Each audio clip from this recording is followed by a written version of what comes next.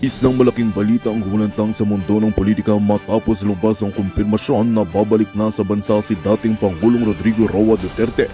Ito ay kasunod ng ulat na nawalan na umano ng bisa ang kaso laban sa kanya sa International Criminal Court o ICC. Ayon sa mga kaalyado ng dating Pangulo, ito ay patunay lamang na walang matibay na ebidensya sa mga paratang na isinampal laban sa kanya. Samantala, lumutang ang balitang hindi umano natuwa si Pangulong Kuting Jr. sa naging takbo ng pangyayari.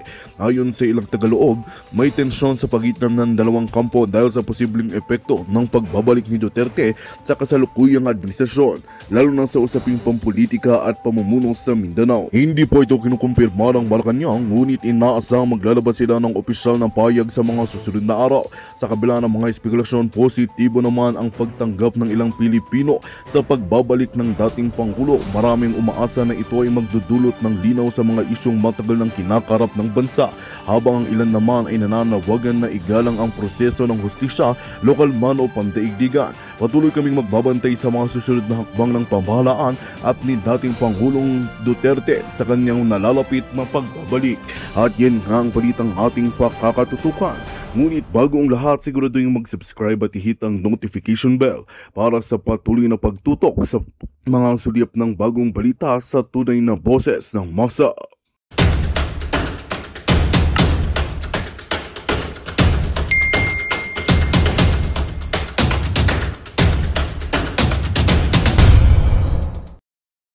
Ako'y tama. Oh, yeah. At syempre, may mga karamdaman din. Alam naman natin na si Pangulong Duterte ay may karamdaman at siya ay may mga maintenance na at may iniinom siyang painkiller yata para sa may nerve damage yata siya. Anyway, sa isang filing ng kanyang abogado na si Nicholas Kaufman, sabi niya ay hinihiling daw nila ang pagpapalaya pansamantala kay Pangulong Duterte.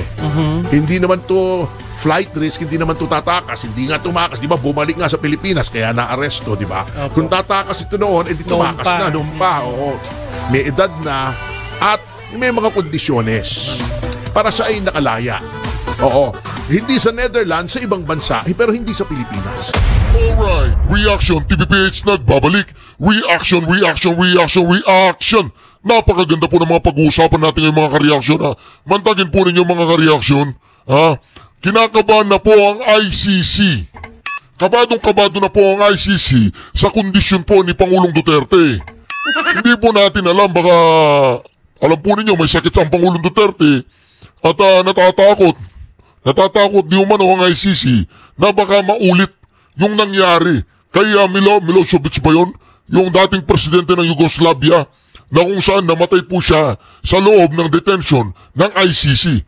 At di umano mga ka-reaksyon kung saan ngayon nakakulong ang Pangulong Duterte, kung saan yung kanyang kwarto ay doon din ang kwarto kung saan namatay si Milosevic ba yun? Ito, ikukwento po dito ni Attorney Harry Roque. Siyempre, siya yung nasa dahig, siya yung mas may alam. Pakinggan po natin, medyo kinakabahan po ang marami sa kondisyon po ng Pangulong Duterte. Hindi po natin tinatakot ang ating mga ka-reaction o ang ating mga kababayan.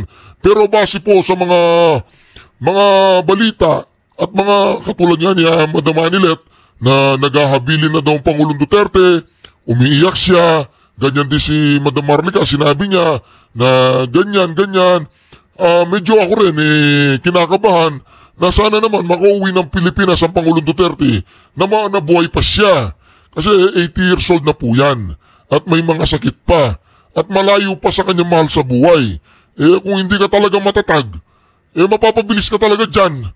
Kaya lang, ang kagandahan lang po dito mga ka-reaction ay napakatatag po ng ating Pangulong Duterte. Pakinggan po natin ang pinakasariwa. Ngayon lang po itong live na to at pakinggan po natin. Kasi ang prioridad ng pamilya naman, unang-una yung hindi talaga siya nalilimitahan ng movement. Bagamat kung mapapansin yung hinain na motion ng mga abogado ni Tatay Digong, meron din undertaking doon na hindi siya makikihalubilo kung di sa pamilya lamang, na nangyayari ngayon, kasi bawal siya bisitahin kung hindi siya pamilya. So nandun pa rin yung kondisyon na close family lang magkakaroon ng contact kay Tatay Digong. Bagamat I'm sure he will appreciate na hindi siya nasa kulungan, bagamat yung kulungan po niya ngayon, modern. wala ng rehas. So yung ating kasabihan na humahalik sa rehas, wala pong ganun kay Tatay Digong dahil walang rehas ang kanilang mga kwarto. Bagamat, limitado talaga ang kanilang movement. So ang aking fearless forecast, po pwede pong mag-grant yan dahil sa kanyang edad, dahil sa kanyang mga prevailing na mga sakit, at dahil sa Tatay Digong, kapag may, yun nga, no, pag may nangyari kay Tatay Digong, habang hawak siya ng ICC. At siyempre, meron na silang karanasan doon kay Milosevic na nakita nila paano hagupit ng bayan kapag ang isang leader na minamahal ay yun nga po doon namatay habang nakakulong. Bagamat wala po talagang comparison kay Milosevic at kay Duterte dahil kay Milosevic po talaga hundreds of thousands ang namatay doon sa Serbia, doon sa gulo ng former Yugoslavia.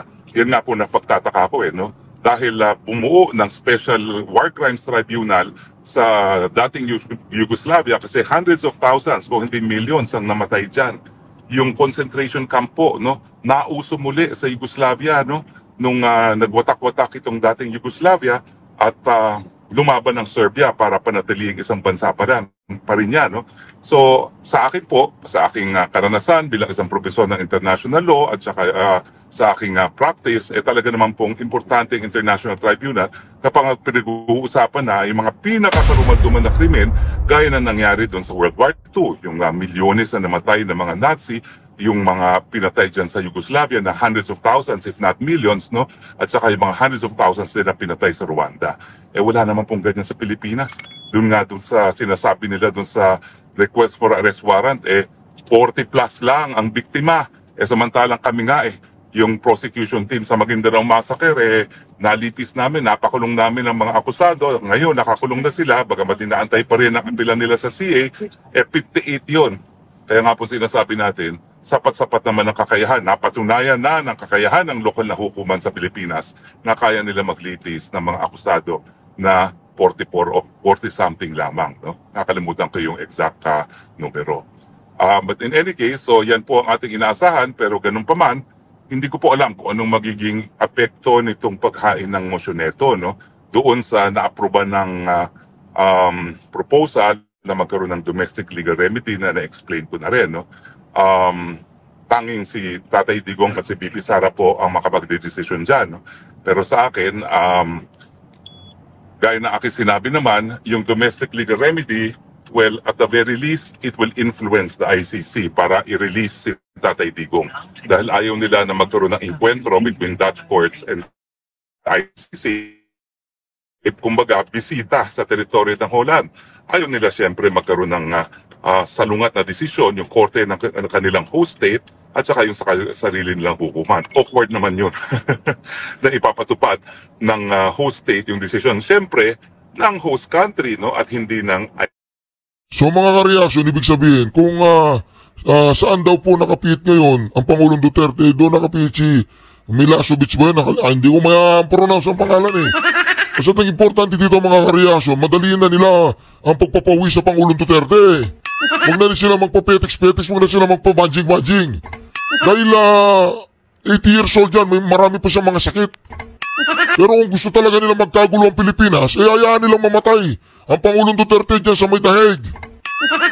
Huwag naman sana, no? Ako, umaasa ako, makakawit, magkikita kami. Kaya lang, kung alam niyo naman, hindi natin hawak ang mangyayari bukas, nawa ang ating Pangulong Duterte ay magkaroon ng kalakasan, magpakatatag ka, Tatay Digong.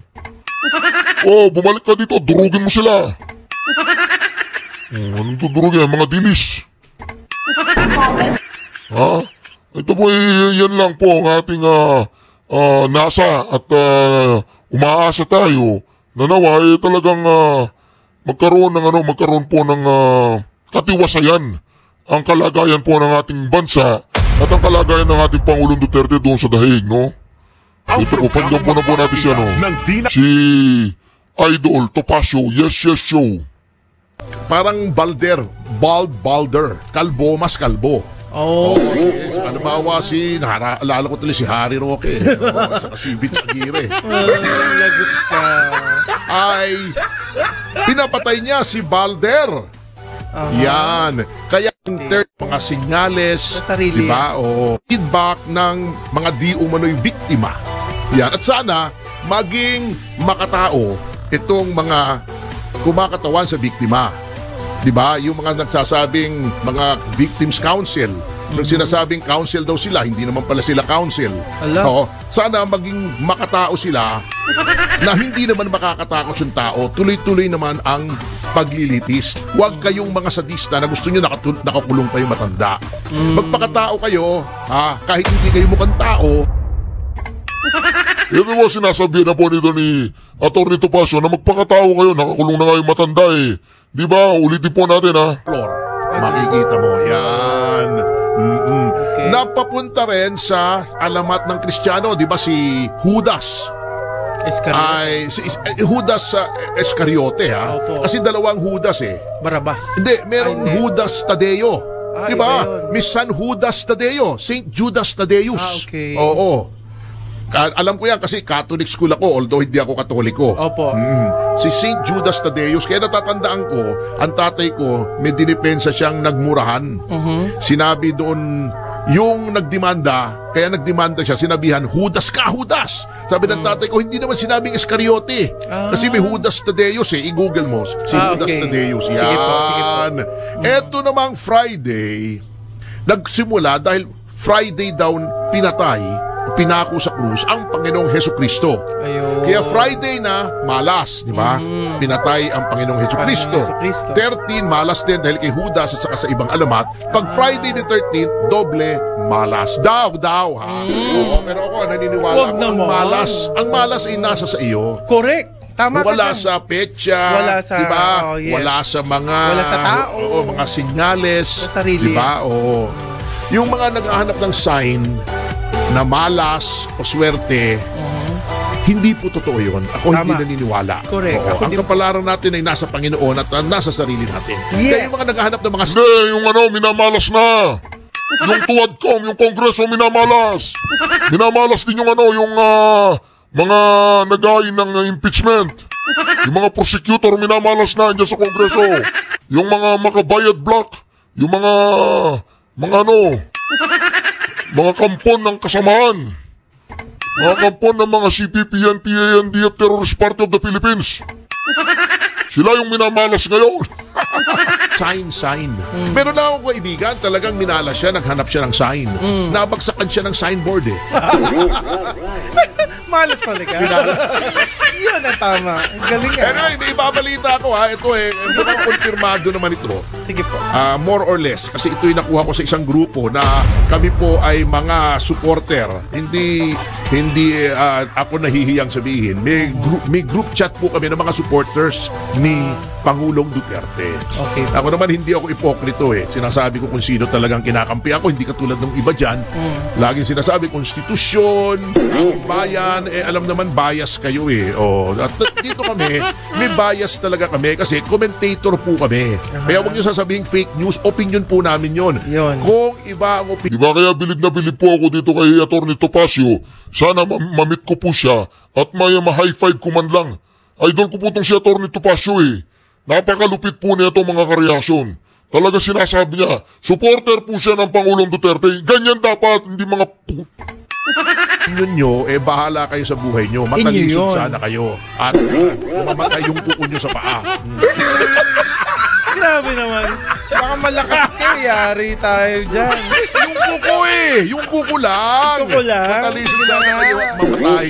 Ang kuko nyo sa paa. Baka si Coco Pimentel yun. Mamatay sana ang Coco, si Coco Pimentel. Hindi naman si Coco Pimentel yun. Yung kuko daw sa paa, yung kuko sa paa. Ayaw. Hindi kayo, ayaw po namin. We do not wish anyone dead. Yes. Yung kuko lang. Apo. Sapat na parusa na sa inyo.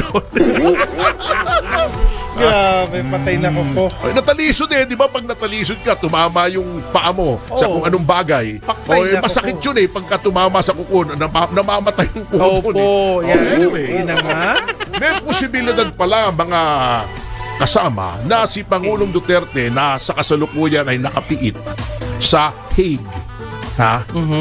Parang ako, pag nagagalit yung misis ko sa akin, ako ay natutulog sa Hague. Sa sahig. Sa Hague. Kala mo ha?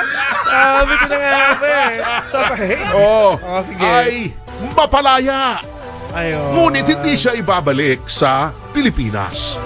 Ilalagay siya sa isang third-party country na ito ay signatory din sa Rome Statute. Yan. Siguro ito, hindi ko alam hindi ko verified. Ito, opinion ko lang. Ito siguro ay dahil sa kanyang edad na. Mahigit 80 na yata si Pangulong Duterte kung ako'y hindi nagkakamali. Ako'y tama. Oh, yeah. At syempre, may mga karamdaman din. Alam naman natin na si Pangulong Duterte ay may karamdaman at siya ay may mga maintenance na at may iniinom siyang painkiller yata para sa may nerve damage yata siya. Anyway, sa isang filing ng kanyang abogado na si Nicholas Kaufman, sabi niya ay hinihiling daw nila ang pagpapalaya pansamantala kay Pangulong Duterte. Hindi naman to flight risk, hindi naman to tatakas, hindi nga tumakas, di ba? Bumalik nga sa Pilipinas kaya na-aresto, di ba? Kung tatakas ito noon, edi tumakas na, noon pa. Oo. May edad na at may mga kondisyones para siya ay nakalaya. Oo. Hindi sa Netherlands, sa ibang bansa, pero hindi sa Pilipinas. Yan. Saan yun? At ang ayon din dito sa filing na ito, hindi naman daw tumututol ang prosekusyon sa pagpapalaya kay Pangulong Duterte. Hinihingi lang ang feedback ng mga di umano'y biktima. Yan. At sana maging makatao itong mga kumakatawan sa biktima. Diba? Yung mga nagsasabing mga victims council, nung sinasabing council daw sila, hindi naman pala sila council. Oo. Sana maging makatao sila. Si Conti yung Conti. Sinasabi niya council, hindi naman pala siya council. Na hindi naman makakatakot yung tao, tuloy-tuloy naman ang paglilitis. Huwag kayong mga sadista na gusto nyo nakakulong pa yung matanda. Magpakatao kayo, kahit hindi kayo mukhang tao, sana maging makatao kayo. Okay? Sana okay. Sino yung mga hindi mukhang tao dyan? Mga mukhang adik. Friday the 13th kayo Hindi na. malaman kung anong klaseng creature ang mga pagmumukha nitong mga to eh. Nakakalimot lang siguro. Okay. Friday the 13th pa naman. Tama-tama sa inyo. Yes. Okay. Bago, then dumako naman tayo rito. Well, at least tapos na yung nasabi natin yung medyo good news sa panig ng mga sumusuporta kay Pangulong Duterte na I'm sure tututulan nitong mga nagsasabing makatao na hindi mukhang tao. Ayan, Naalala ko yung sinabi. Ano? Ni Claudine Barreto doon kay Rico yan nung nag-aaway sila. Opo. Sabi niya, mukha kang chewing gum na 2 linggo nang ginuya. Wow! Ibig sabihin, binabalik-balikan. Grabe, Mukha kang chewing gum na 2. Grabing pagmamahal yan. Gutay-gutay na itsura. Pero at least nandiyan pa rin. Di ba? Oo. Anong itsura ng chewing gum na 2? Yung nga sandali mo lang nguyain ha? Opo. O kaya mukhang chewing gum na natapakan. Luwa sa kalye, natapakan. Huwag naman. Nasa kalye na, hindi makakain yun. Hindi, nakatapakan nga eh. Kaya nga Yun ang po. itsura. Anyway. Grabe, Kaya nagtataka ako dito sa iba, katulad ng binalita kanina nung naghihintay tayo, di ba? Opo. Yung si John Arcilla, galit na galit daw doon sa pagbabalik sa House noong impeachment. Alam nyo, anong pakialam natin sa galit ni John Arcilla? At may kinukut pa siya na kung ano-ano nakaka-PI daw.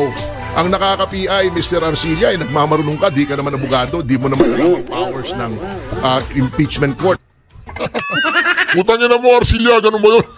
Tanong lang. Oy, Arcilla, putang ina ka. Huwag naman ganon. Atorito Pasio. Nakaka-PI talaga, walang alam si Arcilla. Nagbubunga nga.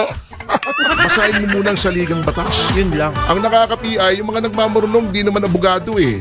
Yun nga mga dating justice ng Korte Suprema, si Carpio. Yung ibang gumawa ng konstitusyon, sinasabi, within the powers ng impeachment court, ang ginawa ng Senado na ibalik sa House Eto lang kasing mga miyembro ng House, katulad ni Joel Chuay, napakaingay.